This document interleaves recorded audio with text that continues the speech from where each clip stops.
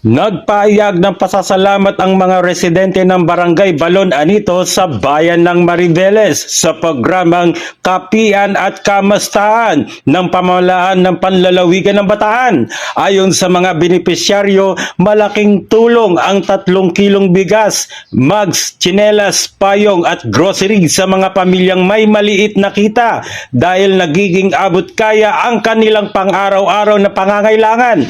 Nagpapasalamat din ang mga residente kay Mayor Ace Jello Concepcion at Vice Mayor Jessie Concepcion at kay Kapitan Celso Solano sa patuloy ng pagpapatupad ng programa para sa mga mamamayan ng mga Mariveles, lalo na ang mga mahihirap.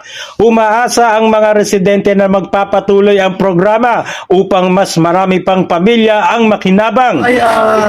Pangkaraniwan ang ginagawa ng ating Municipal Mayor A.G. Concepcion, Vice Mayor J.C.I. Concepcion at ng Sangguniang Bayan, yung kapihan at kamustahan sa mga laylayan ng bawat barangay po.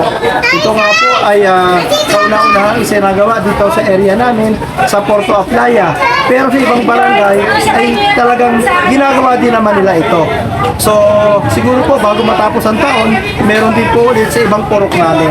Nagpapasalamat po kami sa Sangguniang Bayan, kay Mayor AJ, sa mga kasamahan ko sa Barangay Council na naririto, sa mga staff natin, sa kay Secretary, sa mga kagawad. Maraming pong salamat sa suportang ibinigay natin dito sa mga kababayan namin sa Porto Aplaya. Magandang hapon sa yung mga talagang pangkaraniwan din naman nilang ibinibigay din sa ibang barangay. Yun nga, kasi nga alam naman natin ang buhay dito sa laylayan, katulad na dito sa Porto Aplaya, para bang may pampalubag loob yung ating Sangguniang Bayan at saka sila Mayor A.J. Concepcion. Yan, bigas nga po, isa sa mga talagang pinamahagi sa kanila. At kanina nga rin po, nagkaroon kami ng talakayan, kamustahan, at may mga nagbanggit ng mga pangunahing problema dito. Katulad nga nung water tank namin na nasa gilid ng Aplaya, talagang delikado na, kaya masilip ng ating mahal na mayor. Ito naman po ay gagawang kaagad ng agarang aksyon nang sa ganon maiwasan po yung aksidente o sakuna itong darating na kalamidad, lalo na pagsapit ng tag-ulan.